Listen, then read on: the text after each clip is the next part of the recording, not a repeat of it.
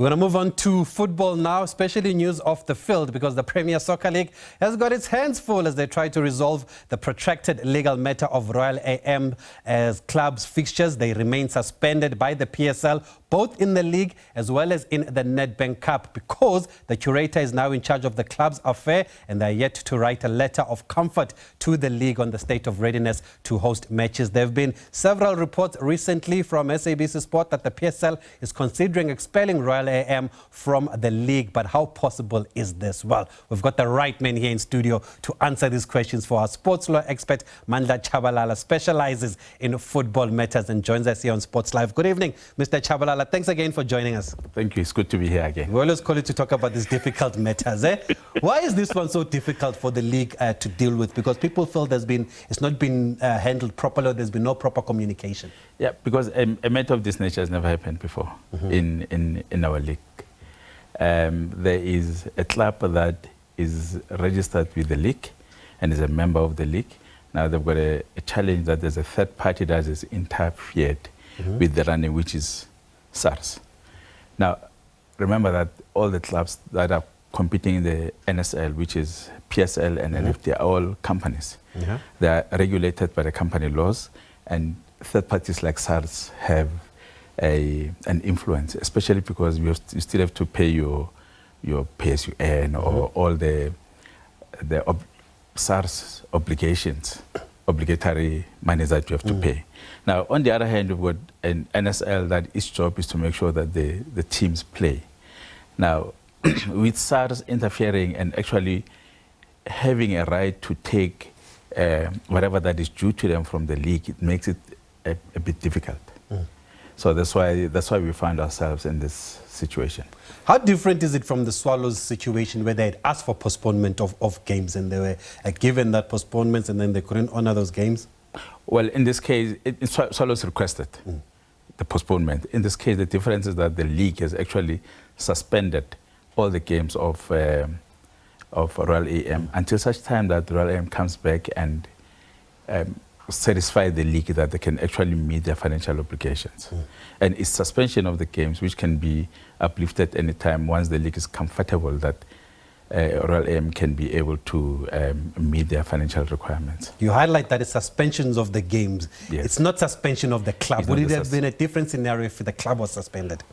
It would have been. It would have led to probably expulsion. It would have probably led to Royal AM being charged, appearing before the DC, and a sanction being imposed on them.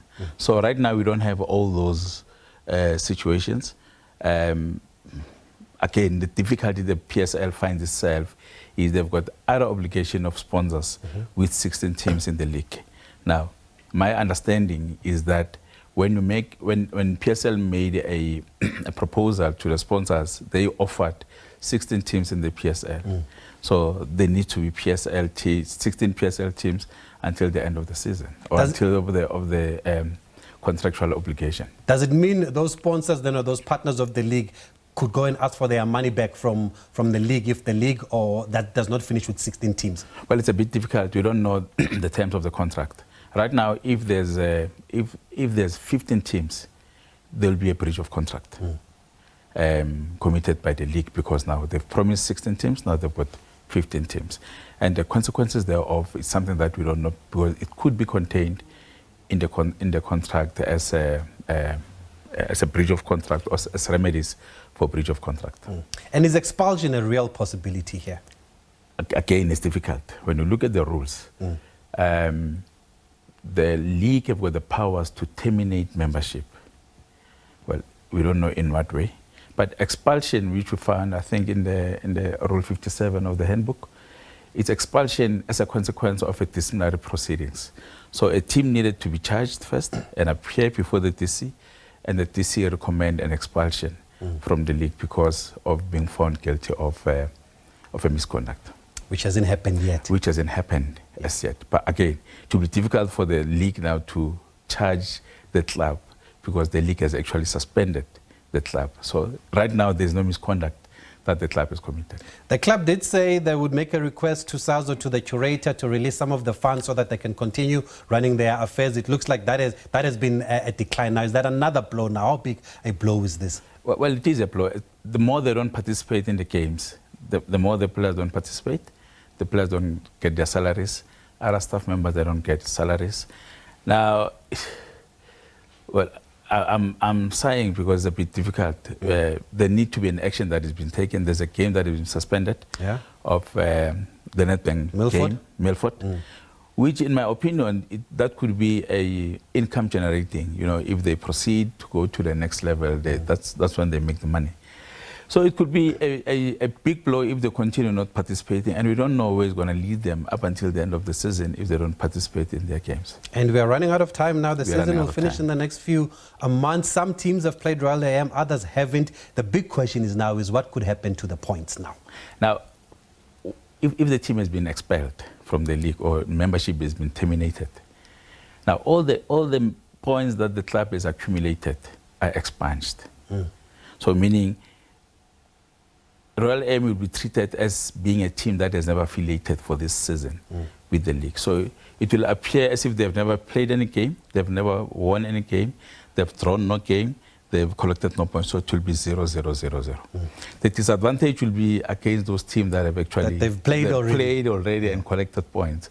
But that's a sad part of it if they get expelled.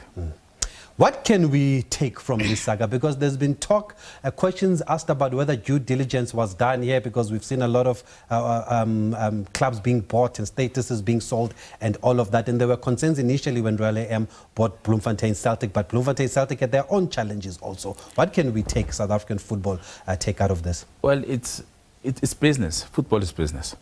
And in business, you have to comply with the rules. It's corporate governance more than anything else.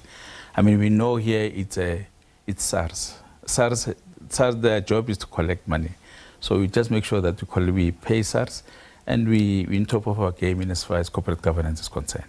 Which I think in this case, this is what led to the situation that we found ourselves, is a lack of proper corporate governance being implemented.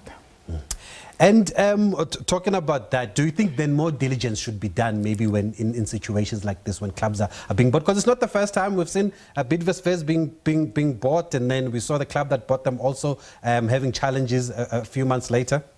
Well, as I said earlier, this is the business. You know, there's a purchaser and there's a seller. And when the club is being purchased, we take it for granted that the purchaser has actually done his due diligence. And then he'll be able to sustain the club, because let's be honest, there's no money in football. Someone referred to football as a very expensive hobby. There's no money in football. You don't make money. There's very few clubs that make money in football.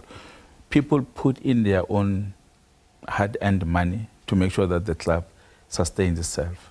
Now, maybe the due diligence that the league needs to do, if they don't, is to ensure that the owners of the club are financially capable and able to sustain the club in future, over and above the grant that they receive from the league, because when we will know that the grant might not be enough for some clubs to sustain the club. But it still goes a long way because the league does give grants to the clubs every single month. And so what damage does it do to the reputation of the league, considering how far this league has been taken and how lucrative it is now to have a situation like this where a team can't honor its fixtures? It can't be a good look on the league.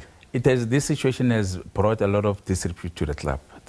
As you say, the amount of respect that the club carries, so that the league carries around Africa. It has brought a lot of disrepute.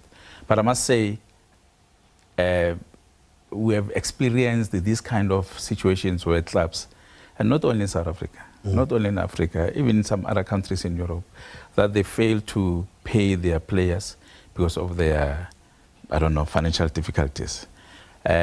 Maybe they have not reached a state where Royal AM has reached so far to an extent that the third party then get involved, which is the revenue services.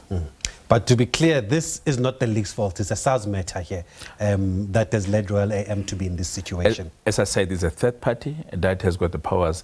There is something called a TPA, is a third party appointment. And I'm sure some of us will have experienced that where SARS just goes into your account when you owe them, they just take the money. They don't need any court order. They don't need to go to court. If they find that you are owing them, whatever income that you are making, they just take. So I think this is a situation where it is now, where they applied the TPA and they went into the coffers of the club, or they even went to the PSL, because the Royal AM is entitled to the grant every month, and they attach the grant, and we've seen that happening. Well, it's had serious implications, but we've seen Royal AM always challenging these court cases. There's another one with Samir Nukovic where they owe money. They've always challenged it up until the end and eventually come out second best. Yeah, are they? I don't want to say they are ill-advised. Is it just maybe were they too confident, or did they not realize the seriousness of the matters that they're dealing with since they were new maybe to football? Well, we don't know. These are legal matters, and I want to believe that they've got their own legal team. I don't know what is their discussions. Maybe there's confidence that they could win the cases. That's why. And I mean, going to CAS and all these tribunals is expensive. You spend money, and you bring. I want to believe that good attorneys or legal representatives that are expensive as well. So you spend money on something that you believe that it's winnable. And I want to believe that they went there not to win, or in all the tribunals that they appeared, they went to with the purpose of winning, not to lose. And that's why they went and challenged. I mean, these are legal avenues that are available to anyone that wants to challenge anything.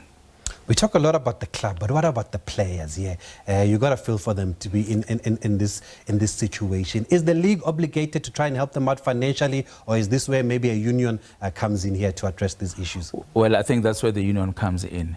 The only way the league helps in this case is through the grant pay. You must remember that the grant is the players' money more than anything else. So the league the only thing that the league can do is to ensure that the clubs get their grants every month.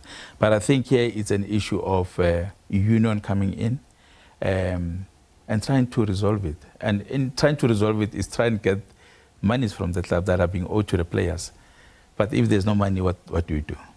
I think it's also become difficult for them as well. So how do you see it ending up now? The league will finish in May. They're already behind as far as games are concerned. Nedbank Cup is going on. To be difficult, I don't know. But I see if they continue like this, the only result that can come out of this is relegation. Again, when you go to relegation, you still face the same problem, because the league still competes the NSL, which is run by the same PSL, by the NSL. So it's a tough difficult. It's a tough one. And you talk about relegation now, and you wonder how promotion is going to work also now if they don't finish at the season, and the season is finished with 15 teams. Yeah, it's a big headache for the PSL, but we do hope that this matter will be resolved very quickly. Yeah, you've got to feel for the likes of Milford also. Mandla Tshabalala, sports law expert, joining us here on Sports Live.